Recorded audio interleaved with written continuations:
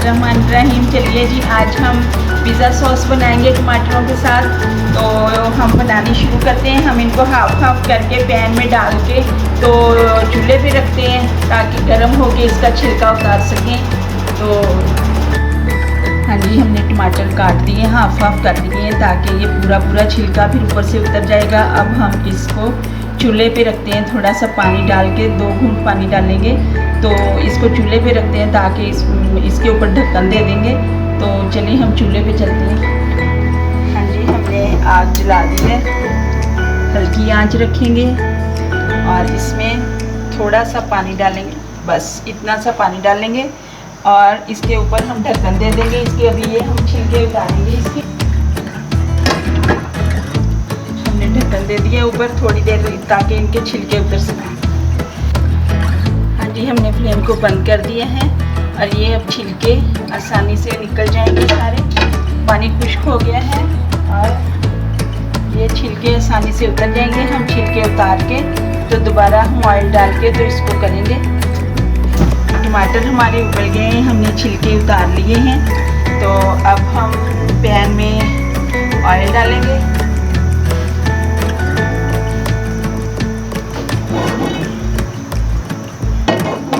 Oil हमारा गर्म हो गया, इसमें हम थोड़ा सा प्याज डालेंगे, बारीक कटी हुई प्याज डालेंगे, बारीक कटा हुआ लहसुन डालेंगे। इसको 3-4 मिनट तक कैसे ही इसको भूनेंगे, फ्राई करेंगे इसको।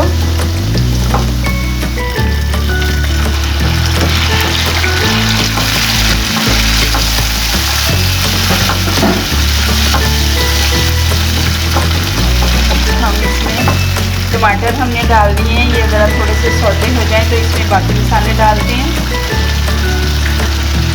1 चम्मच कुटी हुई लाल मिर्च, हाफ चम्मच नमक, 2 चम्मच चीनी,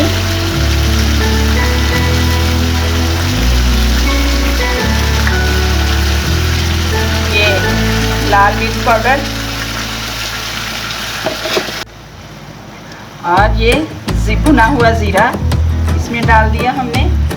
अब हम इसको पकाते हैं, तकरीबन इसको हम 5 मिनट पकने देंगे। ऊपर इसके हम ढक्कन दे देते हैं। हम इसको मीडियम फ्लेम पे 5 मिनट पकने देंगे ताकि मसाले सारे टमाटरों में मिक्स हो जाएं, उनका फ्लेवर। तो मिलते हैं 5 मिनट के बाद।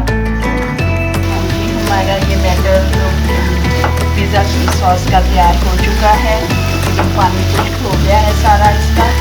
तो अब हम इसमें टमाटो केचप डालेंगे।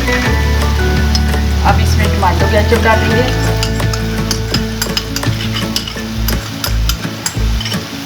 इसको 2 मिनट के लिए हम पकाएंगे।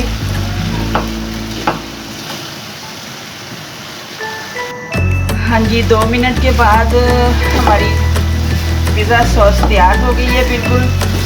अब हम इसकी फ्लेम बंद करते हैं और इसको ब्लेंडर में डाल के तो वो पीस लेंगे और इंशाल्लाह फिर आपको इसकी फाइनल लुक दिखाते हैं।